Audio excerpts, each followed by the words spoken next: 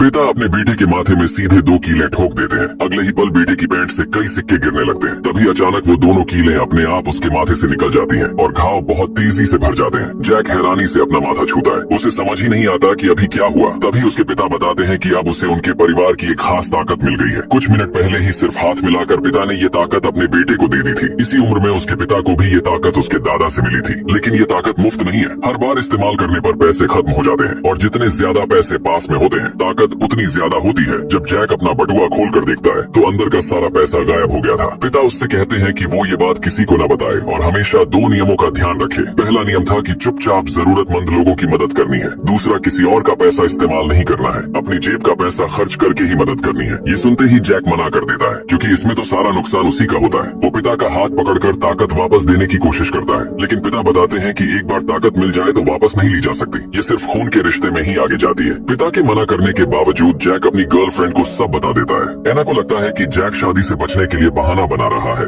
Jack उसे सच साबित करने के लिए 10,000 वॉन जेब में डालता है और पुल अप बार को आसानी से मोड़ देता है। एना पहले सोचती है कि ये कोई चाल है। फिर जैक और 10,000 वॉन लेकर एक और लोहे की बार मोड़ देता है। तब एना को यकीन हो जाता है। इसके बाद एना जमीन पर अलग अलग रकम रखती है और तय करती है कि वो इस ताकत को ठीक से परखेगी ताकि समझ सके कि कितने पैसों में कितनी ताकत मिलती है। यह इतिहास की सबसे बड़ी और भयानक बारिश थी क्योंकि इसने पूरी पृथ्वी डुबोकर रख दिया था। मगर मानव सभ्यता का अंत होने से पहले 7 रॉकेट को अंतरिक्ष में भेज दिया गया था ताकि प्रजाति को बचाने के लिए अंतरिक्ष में जाने वाले ये 7 रॉकेट हाई टेक्नोलॉजी का उपयोग करके नए मानव माता पुत्र जोड़े बनाए ताकि मानव सभ्यता जारी रह सके। चूंकि बेटे का मॉडल पूरा हो चुका था, अब आर्टिफिशियल दुनिया में माँ का मॉडल बनाने का समय आ गया था। जैसे ही एना ने फिर से आंखें खोली, उसकी पिछली यादें मिट गई थी। वह अपने घर के बड़े बिस्तर पर जागी विशाल तूफान के 1 दिन पहले। इस समय बिस्तर के नीचे अभी भी बहुत सारा समुद्री पानी था और इससे पहले कि वह प्रतिक्रिया कर पाती, संस्थान ने फोन किया कि लहरों ने इमारत की 3वीं मंजिल को डुबो दिया है। एना को बच्चे के साथ जल्दी से घर छोड़ने को कहा गया। सोचने का समय नहीं था। एना जल्दी से बच्चे को लेकर बचने के लिए बाहर निकली, लेकिन गलियारे में पानी घुटनों तक था और गलियारा अभी भी पड़ोसियों से भरा था। सभी बेतहाशा ऊंची मंजिलों पर जा रहे थे, लेकिन तभी एक विशाल पानी की लहर फिर से इमारत से टकराई और तुरंत एना की मंजिल को पूरी तरह से डुबो दिया। सौभाग्य से एना ने पहले तैरना सीखा था और अंत में अपने बेटे के साथ पानी से बिना किसी खतरे के बाहर निकल आई थी। लेकिन बेटे को ऊपरी मंजिल पर चढ़ाने के बाद जब एना ऊपर चढ़ी तो उसने देखा बेटा अचानक गायब हो गया था। एना उसे खोजने दौड़ी, लेकिन पाया कि वह पानी की धारा में बह गया था। डर से एना उसे बचाने पानी में कूद गई थी। तभी आसमान में एक हेलीकॉप्टर आया जिससे एना की यादें जागने लगी। वह एआई की दुनिया में भावनाएं विकसित कर रही थी। अगर वह अपने बेटे को बचा लेती है तो अपनी सीमाएं तोड़कर अपना भावनात्मक मॉडल बना पाएगी। लेकिन उसके कपड़ों पर 787 अंक था, यानी एआई दुनिया में 787 बार दोहराने के बाद भी वह अपने लापता बेटे को नहीं ढूंढ पाई थी। इसलिए उसने संस्थान के कर्मचारी की बात मानना छोड़ दिया और लोगों को बचाने पानी में कूद गई। जब वह सीढ़ियों से ऊपर जाने वाली थी तभी उसने फिर से लिफ्ट में लड़की की मदद मांगने की आवाज सुनी। चूंकि एना पहले उस लड़की को नहीं बचा पाई थी, इस बार वह हर हाल में उसे बचाना चाहती थी। इसलिए उसने पूरी ताकत लगाकर लिफ्ट का दरवाजा खोला और आखिरकार अंदर की लड़की को बचा लिया। इस समय एना के शरीर पर अंक 4007 हो गया। पहले 4006 पर वह लुटेरों के हाथों मारी गई थी, इसलिए इस बार उसने अतिरिक्त सावधानी बरती और सामने वाले व्यक्ति से मदद मांगी। अंततः आदमी ने समय पर उसे मरने से बचा लिया था। घर से निकलने के बाद एना ने फिर से